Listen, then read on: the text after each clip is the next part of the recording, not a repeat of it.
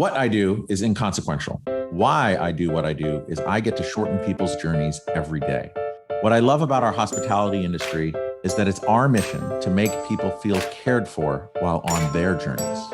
Together, we'll explore what hospitality means in the built environment, in business, and in our daily lives. I'm Dan Ryan, and this is Defining Hospitality. Today's guest is an accidental entrepreneur whose mission is to help others let their business-based superpowers shine. As a high-caliber creative, her clients have included Oprah, the Mets, and Dolly Parton. She's one of Forbes 30 Under 30, Inc.'s 35 Under 35, and Advertising Age's 40 Under 40. She's the host of the podcast Coffee with Kim. She's the founder of Bright Ideas Only. I can also call her kind of like a spirit guide or guru for me personally. Ladies and gentlemen, Kim Kaupe. Welcome, Kim. Yay, I'm so happy, and that intro was amazing. Thank you. I think what's interesting about the introduction is it's all you.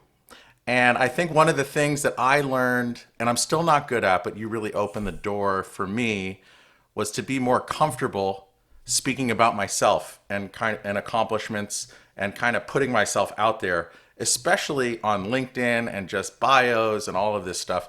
I'm still not there, but you definitely made me comfortable. And that's part of the reason why I want to have you on, because I think we can all learn from the guru-like things that you shared with me and thousands of other people.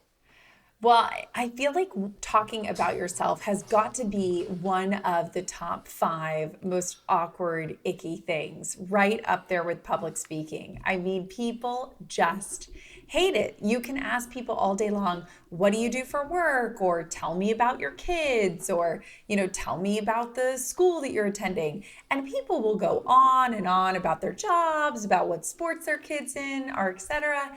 And the minute you start asking them about themselves, it is just like curl up and die. Just do not talk to me about myself. You start getting the, oh yeah, I kind of do this thing where I do like this consulting for these people and they kind of pay me. It's horrendous and everyone hates it. And it's just one of those things that is really uncomfortable for most people. And you just made me feel uncomfortable thinking about talking about myself. And I'll also say you were a real a very heavy data point in me starting this podcast as well, because like I would look at what you were doing and it was inspiring, and then having coached me, it just kind of opened a door. But I'll also share that in me doing this podcast, I'm still kind of skirting around talking about myself because I'm really interviewing other people and getting other people to share what they've learned with others. But I think so. First of all, a deep, heartfelt piece of gratitude through the internet to you. So thank you. Well, I think that anyone who listens to the podcast, myself included, will know that you also drop some little bombs of wisdom from here at time to time. So it's not just everybody else. You're dropping some wisdom nuggets too.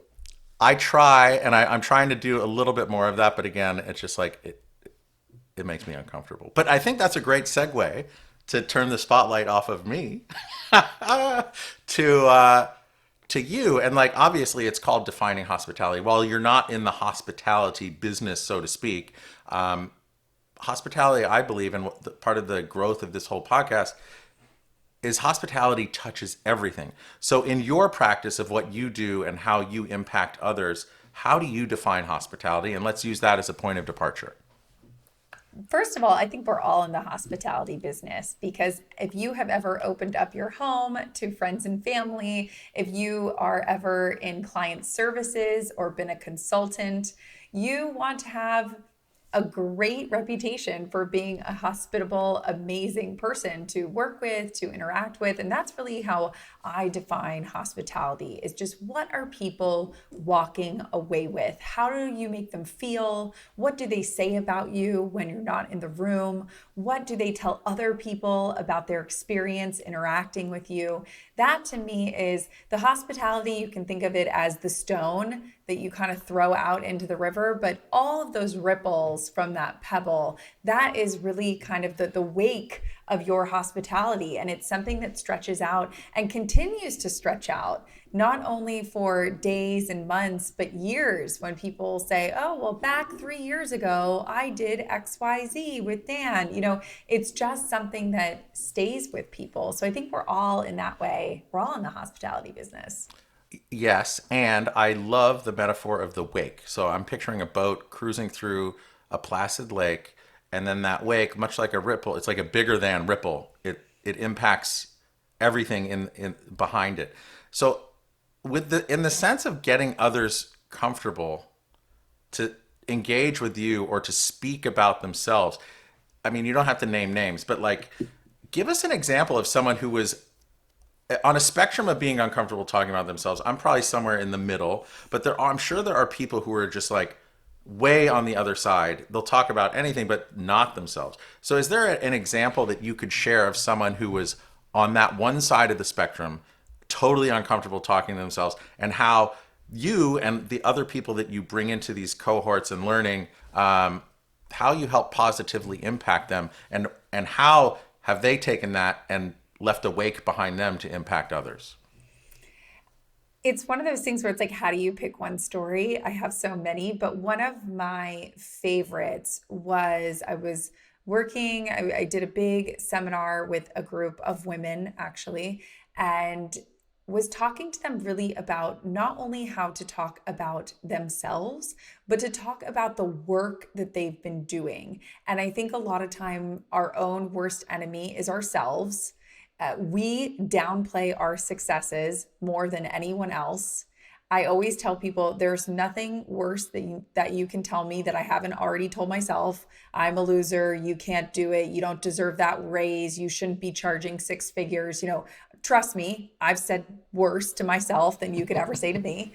And so I was working with this group of women and really telling them, hey, talk about yourself like you would your best friend. Because I guarantee you, you would not speak about your best friend the way you speak about yourself. If anybody has had a best friend, you're always sitting there going, oh my gosh, Dan, he's amazing. His company's amazing. Did you know he's working on X and he's working on Y? And, he still has time to be a great dad to his kids and his what, but that's not how we talk about ourselves. Oh, yeah, I have this little thing. I have one or two clients. They're okay. I do an okay job. It's an okay business. And so really kind of harnessed the work with this group of women. And I got a note about, I don't know, maybe 2 or 3 months later from one of the women who was in this workshop seminar. And she came back and said, Kim, I took everything you said. I took all of those templates that we were using, and I never have done this in my life. I put in for an award, a national award, and she actually won, which I was not surprised because she's extremely talented, but nominated herself and won a 40 under 40 award. Not because her boss nominated her, not because she waited for a coworker to nominate her, but really kind of raising your own hand and saying, hey, I think I'm doing a great job over here. And I think that deserves to be recognized. So that was one of my recent favorites because it ended up, and just to kind of go one step further on that, not only did she win the award, she was able to leverage that award a couple months later when she had a meeting with HR and it was time for a bonus and a raise. And she was able to say, not only am I a top performer because of X, Y, and Z stats, but I'm also an award winner, as you can see here. And that helped her also get a little pay raise as well. Yeah, and I remember in coaching with you, it was like one of the questions like, what are the accolades? And then I remember just like, having accolades, but also just forgetting them because like I get them, I'm like, ugh, I don't even want to talk about like what is that? And um, so I don't know this process that you have, and again, that's why I'm so excited to have you on because I always say I love shortening other people's journeys, right? And I think that you are a great journey shortener, not just for that woman you were speaking about, but all the other people in the cohort I was in, also myself. And I know that we've done these big EO kind of Q and A's or quasi master classes that I don't know. Everyone just walks away and is like, "Oh my God, this was amazing," and I just love it. And as I think about you, and I love it's the idea of superpowers getting them to shine, right? Um, what? How did you find that superpower in yourself to help impact so many other people and leave that big wake behind your boat, so to speak? I think it was a lot of trial and error. So I have owned my own marketing agency now for 12 years. And what I learned along the way is, and you can watch any show or book or anything that says like the 30-second elevator pitch, like how do you pitch your business, how do you pitch yourself. And what I was realizing over the course of 12 years is not only are you pitching the business, but as we all know, you could go to McDonald's just like you could go to Burger King, just like you could go to Wendy's. A cheeseburger is a cheeseburger is a cheeseburger. And it's really about the story you tell around the cheeseburger, around the values with the cheeseburger, all those sort of marketing tactics. And we as people are no different. So, yes, a client or a consultant could hire you, but they could also hire the next person or the next person. Same with hiring if you work at a corporate job. And so, what I realized is not only do you have to be really concise and crisp when it comes to pitching your business, but you have to be concise and crisp when it comes to pitching yourself. And so, that I think is just one of those lost arts, if you will, of really getting comfortable saying, this is who I am, this is what I do, or this is what I love, and this is who I help. And I think getting really clear with that message is not only really more comfortable for you, but it's a gift for other people. You make them do less work. I'll give you a great example. I was talking with somebody the other day, and I am not kidding, Dan. It took me probably 20 minutes to figure out what they do because it was like, well, I work at this firm in Austin and it's kind of engineering, but it's kind of, and I had to ask so many follow-up questions before I was kind of like, oh, I get it. You build corporate buildings. Like, I had to do the work to like deduce down what this person did, as opposed to if that person had just told me, hey, the new, big Tesla warehouse that got built out in Austin, I do that, but for other companies. I'd be like, great, I got it. You just served it to me on a silver platter. So it's a gift for other people as well. I love that. And as you're saying that, I'm like pointing this flashlight on me, and I'm like, oh my God, like Yes. I totally hear what you're saying, and it's making me uncomfortable. Because I think what's resonating there is I can't tell you. Look, I sell and supply furniture solutions to hotels. I also happen to have a podcast, and I consider myself a hospitality entrepreneur, right? And I remember years ago, well, not yeah, maybe a year and a half ago, I had started the podcast, and I shared with you the intro that is still the intro, and you gave me some feedback that yeah, maybe you want to remix that. And just for the record, everyone, it's what I do is inconsequential. Why I do what I do is I like to shorten other people's journeys every day. I have that opportunity. That's my impact. But you were like, yeah, you might want to remix that because like what you do is consequential, and I still haven't done it because I'm scared. You're scared. I know. And it's something that I tell people all the time. Like, listen, first of all, I'm not on the top of the mountain. It's something that I'm working at all the time. I was at a dinner the other night and someone was like, Kim, tell everybody at the dinner party your fun fact. And I'm sitting there going, fun fact, fun fact. Like, I garden. Like, I literally had no idea what she was talking about. And she's like, no, wink, wink, like your TV fun fact. And I'm like, my TV fun fact. I look like such an idiot until she finally said, no, that you were on Shark Tank. I mean, I myself completely was like, delete, don't pay attention. Nobody cares. Nobody wants to hear you talk about that. That was years ago. And so, I'm definitely not on my high horse there. It's something that, you're constantly working towards. So just know you're in constant awkwardness. You're in constant uncomfortableness. So let's go with that constant awkwardness idea. And, you know, And I actually forgot you were on Shark Tank, and I should have put that in the freaking intro. So I We apologize, all but that's forget. on I me. forget. That is a great TV fun fact. I have a movie fun fact. I don't know if you saw this. It was after the Oscars. Brandon Fraser won an Oscar, right? For the And whale. I was like, how many people do you know that have been in a movie with 5 Academy Award winners? Like personally, Zero. you know, one, me. Yeah, I No. was in a movie where he became the fifth. I was in this movie. I was started as an extra when I was in college. Someone was in my at USC. They were producing a film. They're like, "Hey, we need some extras." I showed up, and they gave me this featured part of young guy number three. No, no, it was just an extra. The guy didn't show up, and I got there. The director was walking by. He's like, Do you want to have a bigger role because this guy didn't show up?" I was like, "Yeah, sure." And I got young guy number three. I didn't have any speaking or whatever, but it was one day of shooting turned into like 6 or 7. I missed some finals. It was a nightmare, and I didn't get paid for it. It was dumb. And I was with Ben Affleck, Matt Damon, Matthew McConaughey, Brandon Fraser. Oh, who was the fifth one?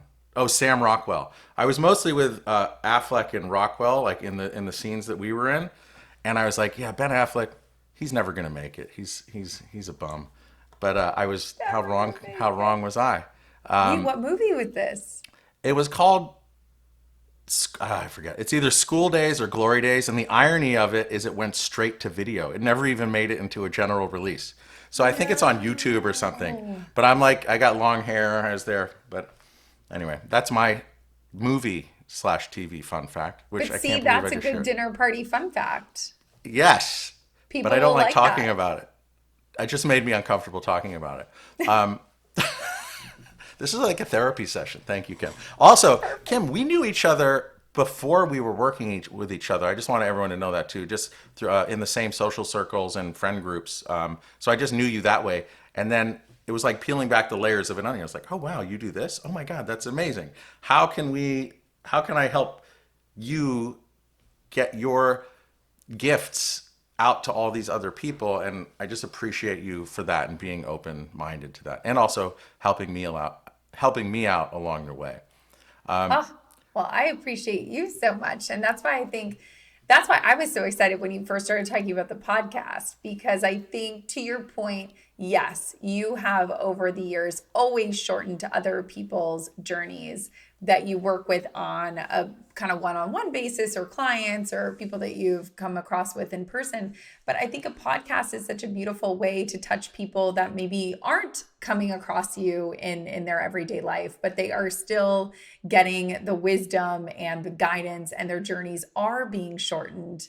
And so that's something that's why I think I am so, so bullish on people, whether it is a podcast, whether it is posting on LinkedIn, like whatever it is, to just share what you've learned, because you have no idea who reads that. You have no idea who that helps.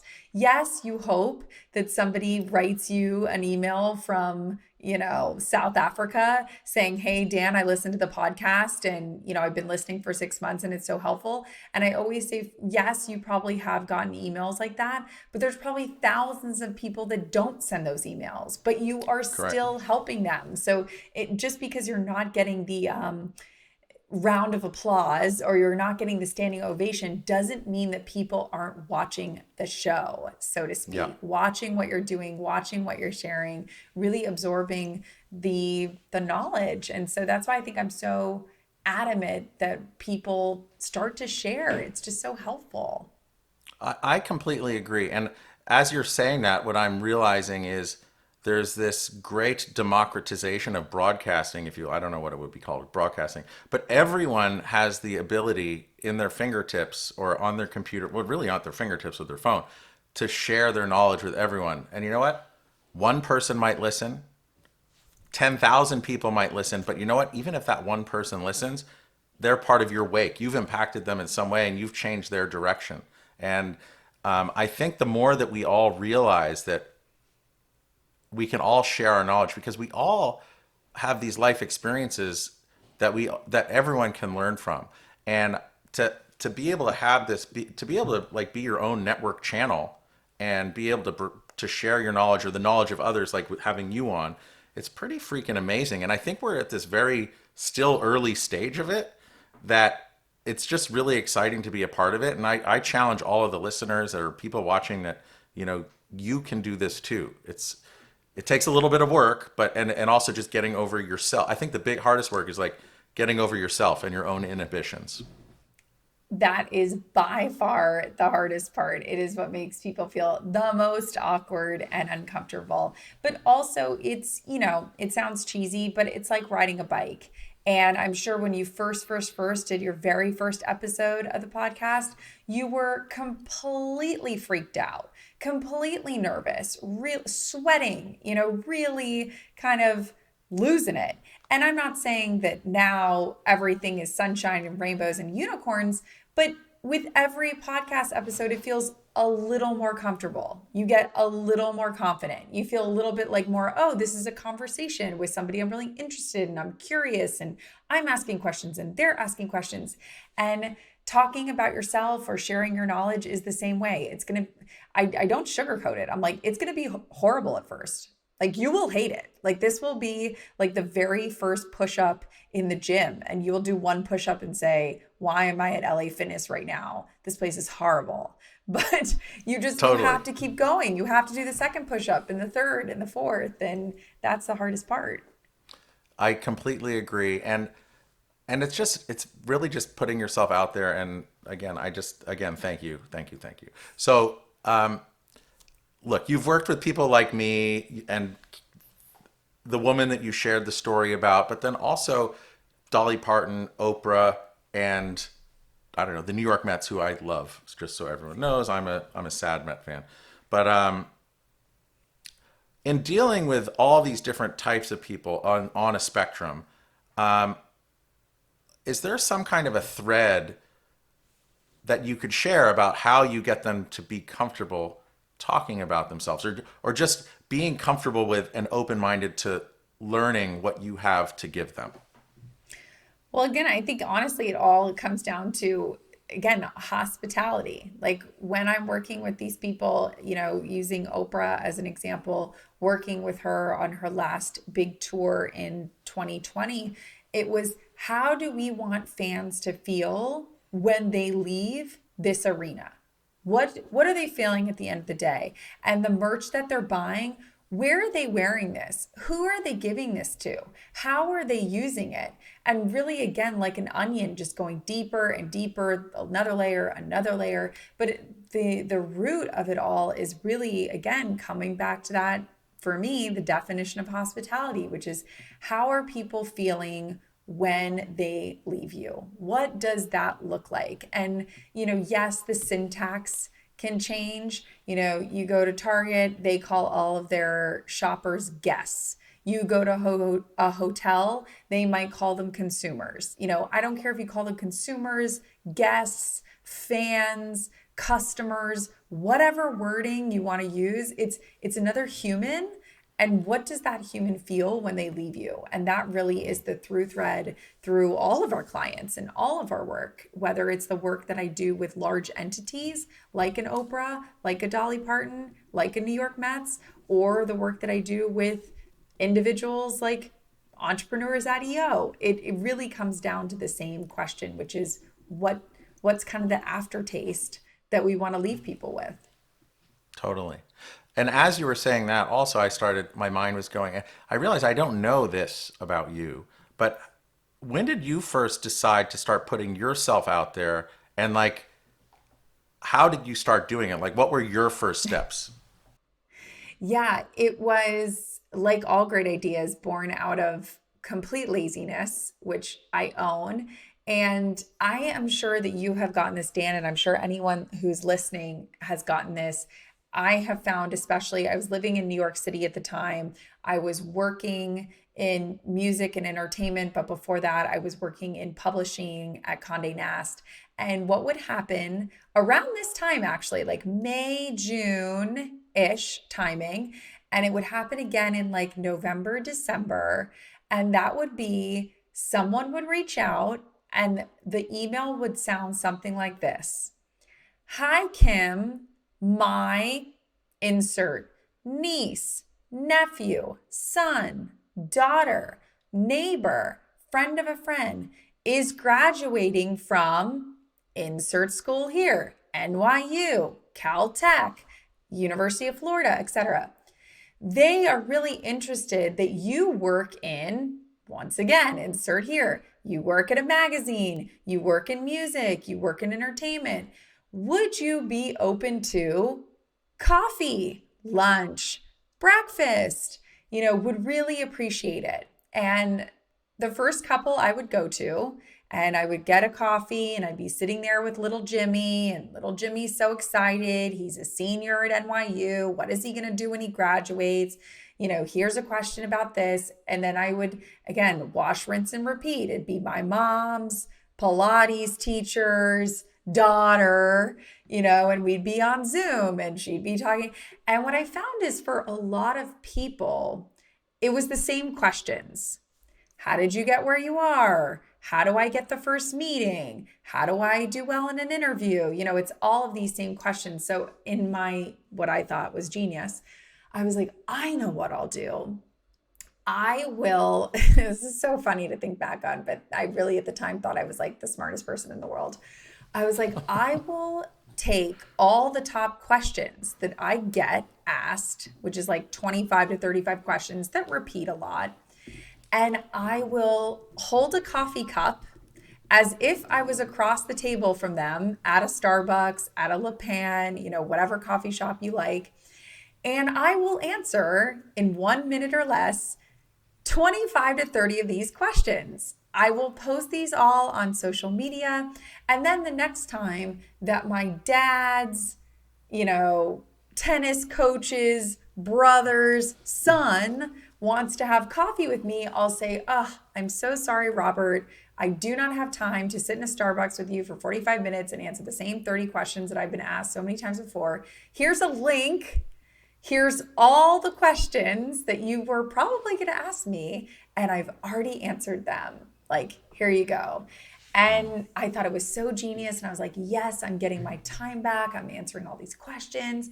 And instead, what happened was I started putting more out on social media, and then I just got more questions back. So it totally. Oh, so it was like filling your backlog of questions. So you had all this content. It totally backfired. So then I had even more of a deluge of questions, but it's actually been so lovely. And I do think that I've been able to help way more people than just, a friend of a friend's granddaughter or a friend of a friend's son who's, thinking about switching jobs. And it is all the same advice that I would give people if we were having coffee. I'm just doing it in a different format. Yeah. I love that you shared that it was born out of laziness, because I'll also say this podcast was born out of laziness as well, because I saw the power of LinkedIn. I started writing a lot of articles. I committed. I was like, I'm going to write these articles, mostly about what I do, which is supply custom furniture to hotels and just design trends and travel things. But it just got so hard. It was a real pushing a huge boulder up a hill. And then I think I was like, you know what? I got an opportunity to interview some people on other platforms. And I think there was two things. They were 30-minute interviews, but I feel like the conversations just started getting good at 30 minutes. So I had to stop them. But then I was like, oh, if I do a podcast, I can kind of just plagiarize myself and have conversations with people. And then that will help with the content. And that will be my impact that I could leave behind. So I appreciate you for sharing that and also owning it. Oh, 100%. And I always tell people it's going to look different for other people. So for you, it sort of started as writing. And like you said, it was like pushing a boulder up a hill. You're like, ugh, for you, podcasts kind of come a little more naturally. You're conversational, you're gregarious, it's something that feels comfortable to you. I always say it could be the opposite for somebody else. Somebody else could say, I'm going to start a podcast, quickly realize, oh my God, absolutely hate this. I feel really uncomfortable on the spot talking to people. I would way rather write the articles. I'd rather stay up till 2 in the morning writing articles, and that feels more comfortable for me. So I always say the medium doesn't matter. It doesn't matter if it's an article, if it's a post, if it's a podcast, if it's a video. I think what matters is helping other people and sharing your knowledge. And by the way, to your point, and we were kind of talking about this beforehand, it's a little self-serving too, right? And the example I always give people is if I said that you had to go play on an NBA team, and you can either go play for the Miami Heat, who are now going to the finals and doing great, or you could go play for, I don't even know, some other team who's just like not doing that well, doesn't have good players. You're naturally going to be like, well, I want to go be with the winners.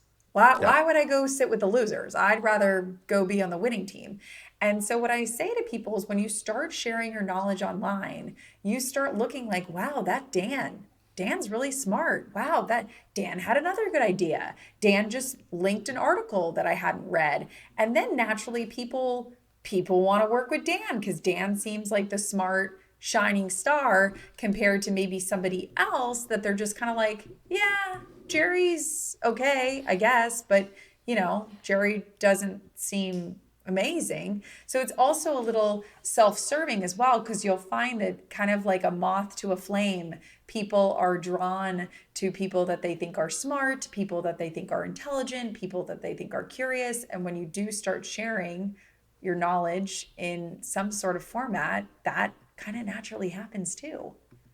For those of you who don't follow Kim on LinkedIn, please do, because like they're always good ones. I mean, there's video content that goes along with it, so it's like it's fun. One that stands out in my mind right now is like, hey, do you have a minute? I just want to pick your brain. And then you came up with this whole all this content around like what to do when people ask to pick your brain, because we all have the same amount of time in a day, and it's really important to how we spend our time and block our time.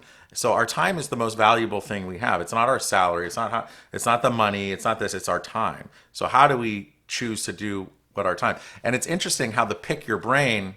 I didn't realize that the pick your brain thing is really what led to your podcast, Coffee with Kim. But I appreciate all those nuggets that come out there, and they always make me think. And they all and in some way they help change my behavior a little bit. So I find it really, really powerful. So again, if you want some of my secret sauce, it's really right here. Kim Kaupe, check it out. We're making it together. Yes, exactly. It's 1 + 1 = 5. One other thing I'd like for you to share, but like, why do you love LinkedIn so much, and what is the power behind it? I think the title of this episode is going to be like Kim Kaupe, Lazy Advocate, because once again, the reason I picked LinkedIn is because I'm lazy. And what I mean by that is, again, to what you just said, we all only have 24 hours in the day. We don't have all the time in the world. So yes, in a perfect world, Gary Vee and all of these people, these internet moguls are going to tell you, Dan, you got to post on TikTok, and then you got to have a Snapchat strategy. And what are you doing on Twitter? And what about LinkedIn? And what about Instagram? And what about Facebook's? Like, I'm tired. I'm tired just listing all of those. I don't have time for all of those. And it's honestly like too much work. Like, I am lazy. I don't want to post on 17 different platforms 3 times a day. And I don't want to hire a team to post on 17 platforms 3 times a day. So for me, it was really about, okay, how do I look at all these choices and what's going to give me the most bang for my buck? Like, where is my effort going to go the farthest? And for me, LinkedIn is the number one answer to that question for 3 reasons. Listen, if you have all the time in the world, by all means, go post on 18 platforms. If you are a busy person, if you are a person that is stressed and already has a lot going on, listen up, because I'm going to hopefully make your life a lot easier on the argument of why LinkedIn is the best platform for you to really double down on. And the first one being that LinkedIn is the only platform that is crawled by Google. What do I mean when I say that? I mean that you could give somebody winning lottery tickets on Facebook. You could give somebody winning lottery tickets on Instagram. You could give somebody winning lottery tickets on Twitter. And after 3 months, because this is how the algorithm works, this is how the feed works, your content is lost, never to be seen again in the black hole abyss, unless Facebook reminds you, like, on this day 6 years ago, Dan, you posted this picture from Nantucket. But other than that, the Nantucket picture is never to be seen again because it's so far down your feed that nobody scrolls that far to see it. LinkedIn gets crawled by Google. So if you write an article for, I'll use myself as an example. I wrote an article on LinkedIn titled "The 4 Mentors That Every Person Should Have." That was the title of the article. To this day, if you Google Kim Kaupe mentor into Google, not LinkedIn, into Google, one of the top 5 results will be that LinkedIn article.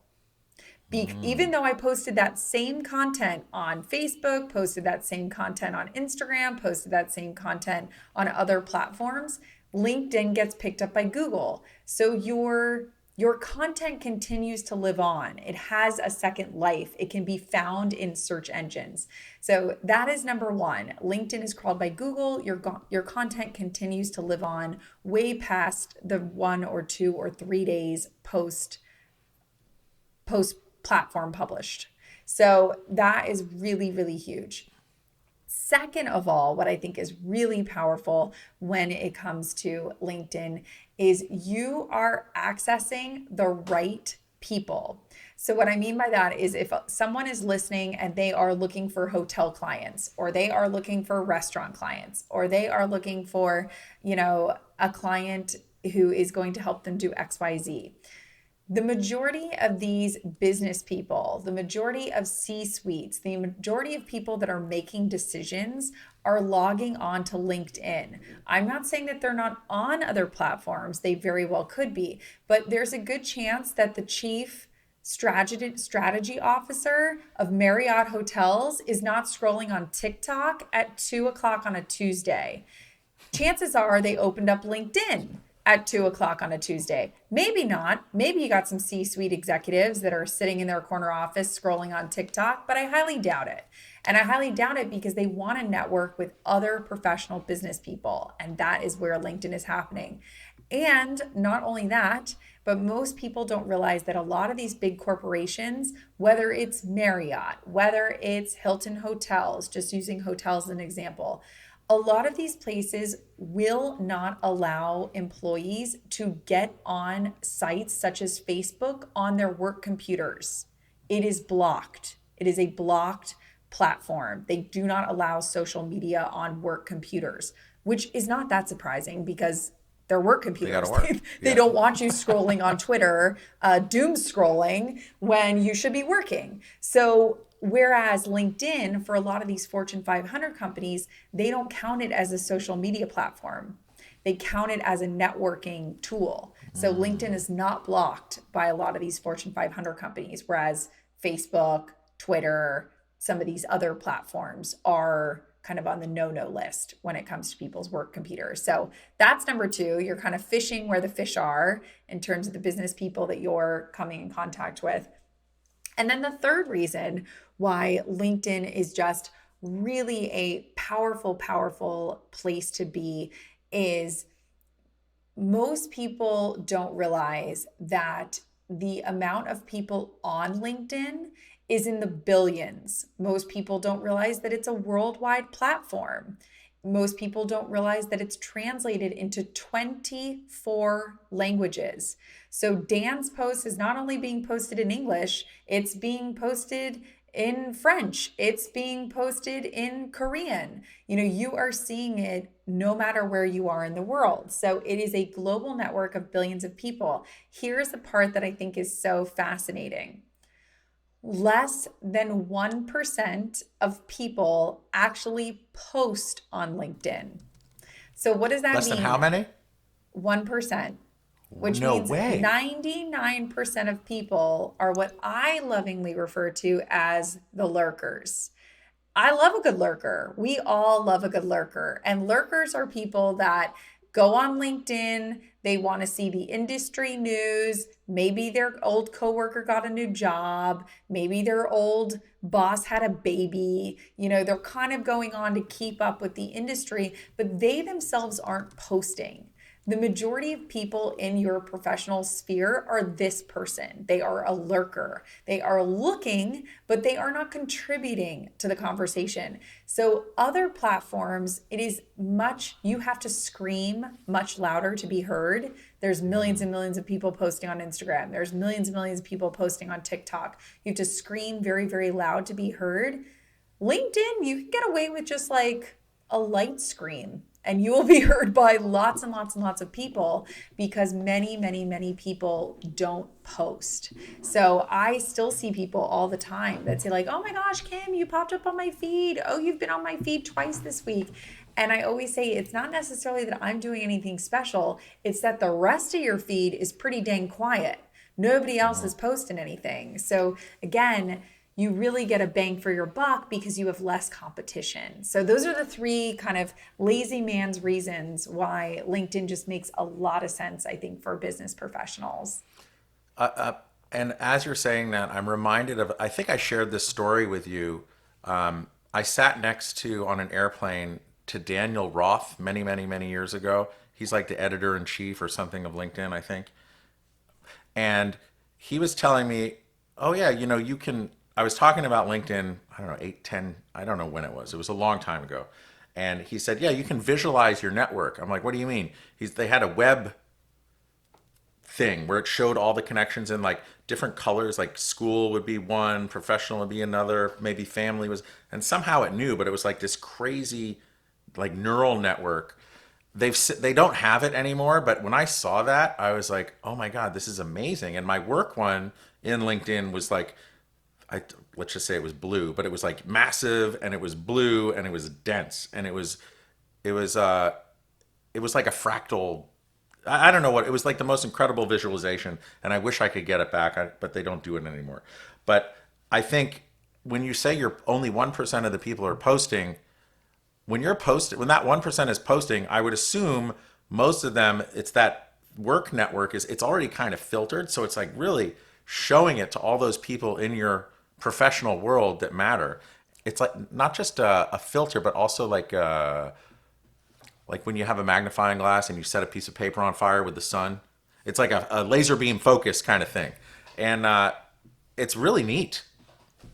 Oh, it's really cool. And again, another lazy man's reason why LinkedIn is pretty awesome and worth your time and energy is if I were scrolling on Instagram and let's say I like 5 posts, you, Dan, have no idea what I liked because I control my own thing and you don't see any of that. Same thing with Facebook. Let's say I go on and I like, 5 posts. You don't see what I like because again, it's my feed. Same thing with TikTok. LinkedIn is different. So if I go on LinkedIn and I like Dan's post as an example, there is a portion of my network that will see Kim liked this post and it will actually serve them Dan's content. Even though they do not know Dan, they have never met Dan, they do not follow Dan, they are not connected to Dan, but because I liked it, the LinkedIn algorithm kind of says, hey, if you're a friend of Kim and Kim likes this, there's a chance that you like this because you like Kim and we think you might like what Kim likes.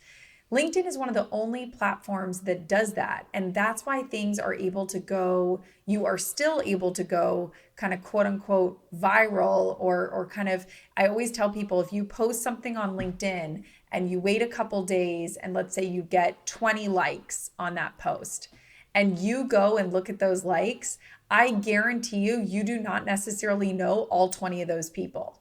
You maybe Yeah. know like 15 of those people, but then the other 5, you're looking at that going, who's Marjorie? Who's Daniel? And when you look at it, you're like, oh, wait, Daniel is connected to Dan. So because Dan liked it, Daniel must have liked it. So again, it's one of the only platforms that your content can live beyond your network just because people are interacting with it. I said it was neat, but that was a terrible word. It's like incredibly powerful. It's powerful, and again, like I always say, like, if you are busy, which I feel like the majority of people I talk to these days are, people are understaffed, they got a lot going on, their to-do list is always full, and they're kind of always exasperated when it comes to social media. And they're always like, but I know I should be on all these platforms. And I'm like, listen, yeah, I should be cleaning my whole house every week, but I'm not. So, like, do what you can with what you got from where you are. And to me, that's like, go to LinkedIn. It gives you more bang for your buck. Totally. And so you're in Austin, and Austin is really it's become like almost a Silicon Valley part two, right? Is that safe to say? So there's a Yes, huge tech. definitely. So when you say it's the only platform that's crawled by Google, how is LinkedIn affecting all these large language models and AI? Are you seeing that? Are you seeing any trends there? Are these large language models able to crawl them as well, or only the Microsoft ones? Because I think Microsoft paid 26 something billion dollars for LinkedIn whenever they did, and everyone was like, "Wow, that's crazy." But if all these people are on it and it's this powerful for commerce, it would seem to me like there's some really big changes that are about to come. So, like, what are you seeing there? And if that's a whole other conversation, we can have a whole other conversation at another time. No, it's one of these things where, listen, as we know, AI is infecting every facet, every industry, every nook and cranny with a different angle that people can take things. And LinkedIn is no different. So, for example, LinkedIn has started to play around with AI generated content. So you may see this on your feed if you haven't already, or if you're listening to this and you don't spend a ton of time on LinkedIn, perhaps now that we are talking about it, you will notice it. But what their AI learning has been able to do is, again, let's use, for example, that there is a salmonella outbreak. I'm making this up. There isn't one, but let's pretend there is. Let's say there's a salmonella outbreak and they are recalling, you know, some sort of product or some brand of produce. What the AI models have started to do is, if they think that you are an expert in that area, so let's say you own a restaurant, or let's say you are in the food services industry, you will begin to see a prompt that says basically, hey, Kim, there's a salmonella outbreak. What advice would you have for someone who's dealing with a food recall as a restaurant owner? And I would go in and type, my one tidbit or something like that. And what the AI models are doing on LinkedIn is they're also asking that question aggregately, let's say to 30 more people. Then what it's doing is it is self-writing an article that says, are you affected by the latest salmonella outbreak? Here's what you should do, based on these insights. And it will actually give quotes as if somebody from the Wall Street Journal or something has written this article, and you would see quotes from restaurateurs, you would see quotes from, service food handlers. They're just now playing with it. It probably got rolled out maybe a month or two ago. So Wow. it's one of those new features, but it's a long-winded way of saying, yes, that's happening. It will continue to happen. And so I think, again, all the more reason that as much as you can now, I just think it's really beneficial to post. Even I tell people once a month. People will say, "Oh, Kim, I guess I should be doing it twice a week, 3 times a week." And I always say, listen, if you go to the gym, anyone who's tried to do a new diet or January 1st starts and you say, I'm going to go to the gym 3 times a week. And, the first week in January, you go to the gym. The second week in January, you go to the gym. The third week comes and you're like, I didn't go 3 times, I only went 2 times. And then the fourth week in January comes and you're like, I only went once. And by the time February rolls around, you kind of throw up your hands and you're like, oh, it's a hell in a handbasket. Like, I'm not going at all. And so you kind of lose it. Whereas I always tell people, if you just kind of set your minimum, something that seems like too easy, like, okay, one LinkedIn post a month, then it might be the opposite. So then it's the example of somebody who says, okay, what if I tell myself that I only have to go to the gym for 5 minutes? And then maybe you do go to the gym and after 5 minutes you leave and you're like, this day sucks. I'm only staying for 5 minutes. I did a couple push-ups, I'm out. But more often than not, once you're already there and the 5 minutes go by, you're kind of like, all right, I'm here, I'm sweating. Let's stay another 5 minutes. And then before you know it, you've been there for 25 minutes. So I always tell people, like, post on LinkedIn once a month. And if you're feeling up to it, maybe that turns into twice a month. Maybe that turns into 3 times a month. But don't start with these really high expectations, because the truth is, like, you'll do it and then your kid will get sick, the dog will be barfing, one of your clients is freaking out, you miss it one week, you miss it another week, and then you throw up your hands and you say the hell with it, which is just never worth it. What is that? One drop of water will become a waterfall, or it takes one drop of water first for a waterfall to happen. So you're a content creator and host of Coffee with Kim, the wildly successful Coffee with Kim. You are a keynote speaker. You're a LinkedIn instructor and guru. But as really an entrepreneur at heart, I think, and I'm pretty sure, Bright Ideas Only is your day, is like where you spend most of your time on, right? So tell us a little bit about Bright Ideas Only, and as everything like AI and all this other stuff is rapidly changing in trends and consumer behaviors, what are you doing to stay ahead of the curve, and what's exciting you most about the future? Bright Ideas Only is our marketing agency that I run with my business partner, Abby, who is absolutely fantastic and amazing. And I could not do what I do without her, first and foremost.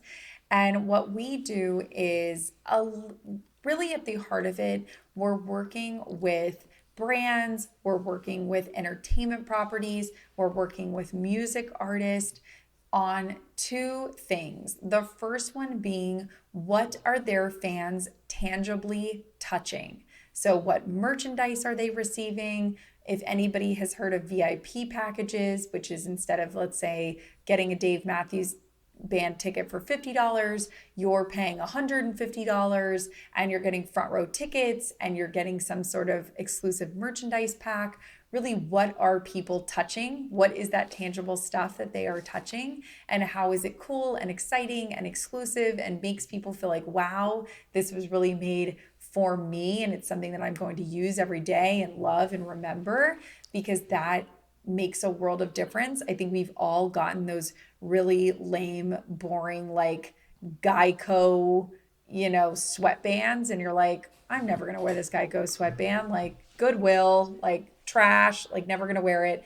So really looking at whether you call them promotional items or gifts and saying, what is something that somebody's actually going to use? What is something that doesn't have your brand all over it, but it has something that they resonate with all over it? So it's not all about you. Nobody wants to be at the party with someone who's going me, me, me, me, me, me, me. You really want to focus on the other person. So again, that hospitality through thread. It's not about you. It's about the other person, how they feel, what's going to get them excited, what's going to get them talking. So not only those tangible goods, so that being number one, but also working with a lot of companies and startups on their brand, if they're going through a rebrand, if they are redoing their website. So once again, that through thread, what are other people seeing about your brand? What is your logo? What is your colors? What is your type font? What does your website look like? Because as we know, that plays a world of difference. When somebody goes on and sees a brand that looks cool and slick and exciting, and they're like, yeah, I want to stay there, or I want to do that, or I want to buy that, versus something that's like, I don't know if that resonates with me, or the website was really hard to use, or like, I'm just not really feeling it. And then boom, they're gone, on to the next, on to one of your competitors. So that is really at the heart of what we do at Bread Ideas Only. And I think that's why, again, I really truly believe that hospitality is at the core of not only what we do, but of what everyone hopefully does, in realizing that it's really about other people and not so much Totally. about yourself. Totally. It's that empathy and walking in someone else's shoes. And to me, that's what I've learned the most in doing this podcast. It's really how you make others feel and anticipating what they want. So I'm glad you're on the forefront of that. And then as you're looking to the future, what's exciting you most?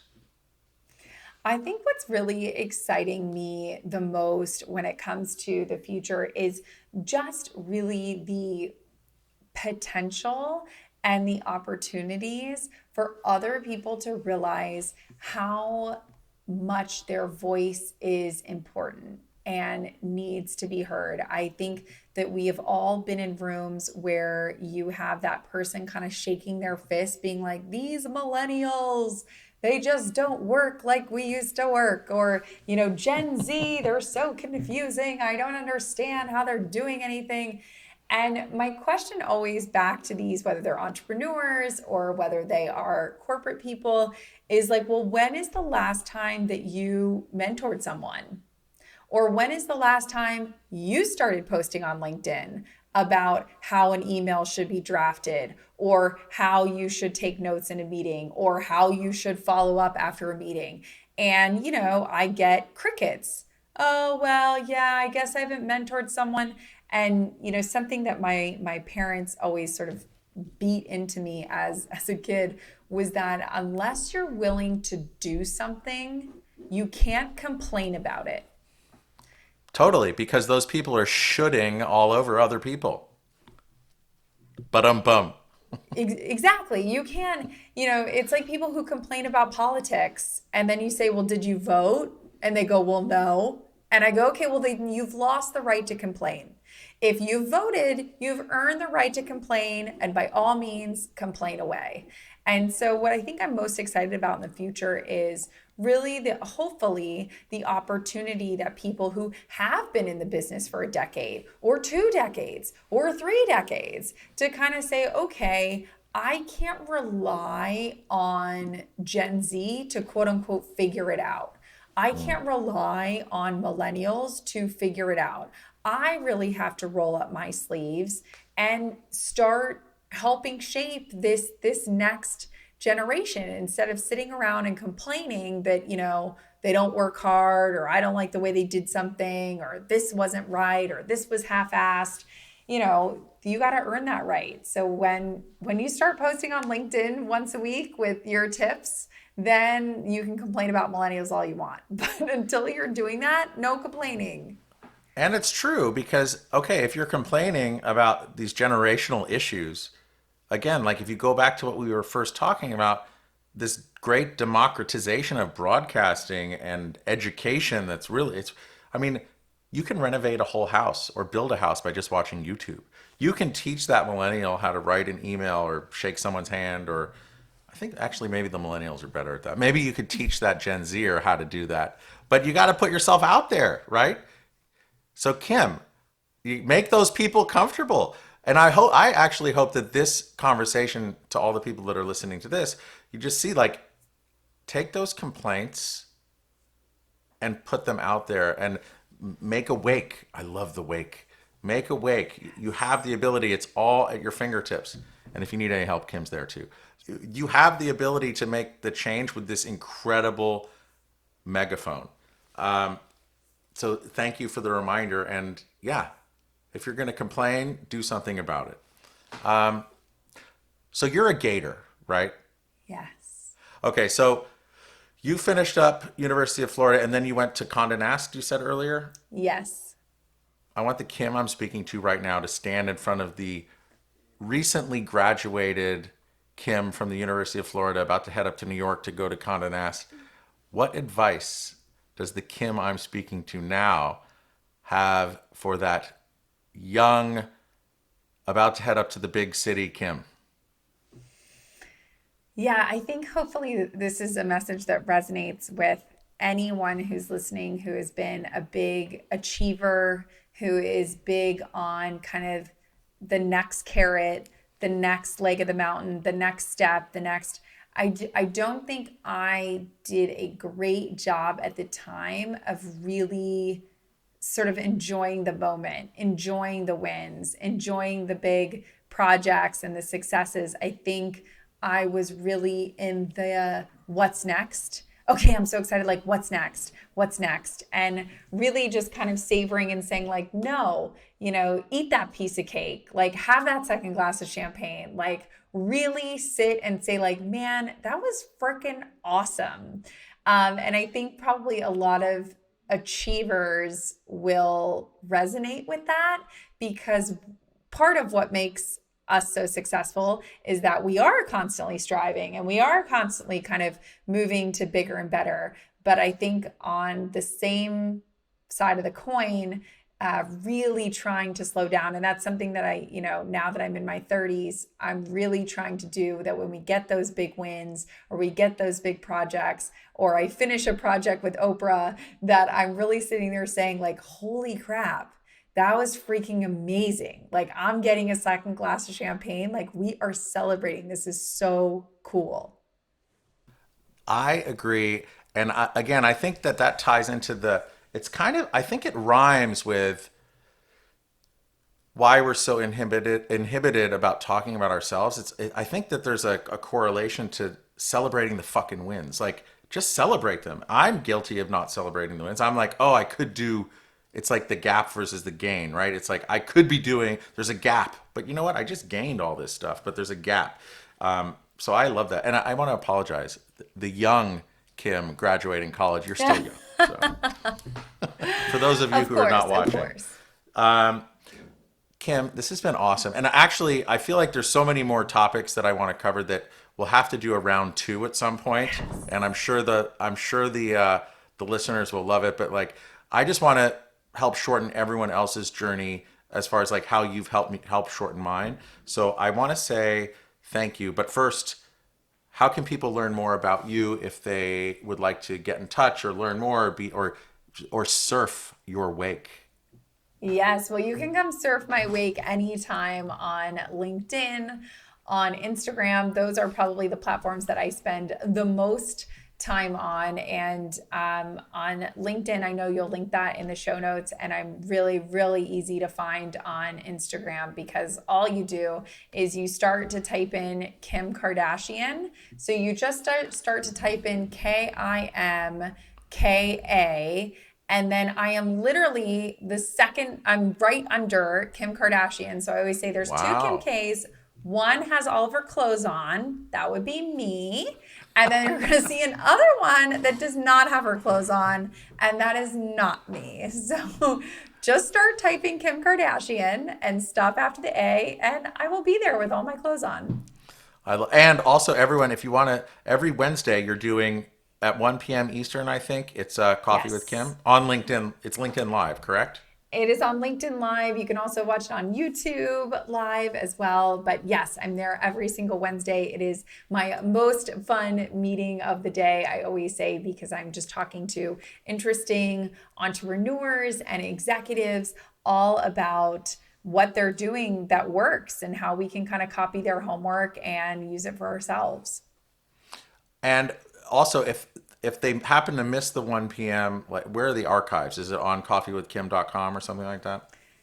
Exactly. So you can head on over to my LinkedIn page and watch them, or we take the audio from those sessions and put them out on every podcast network on Tuesdays. So you can go on Apple Podcast or Overcast or any of these podcast networks and search Coffee with Kim and subscribe, and they'll come right into your headphones.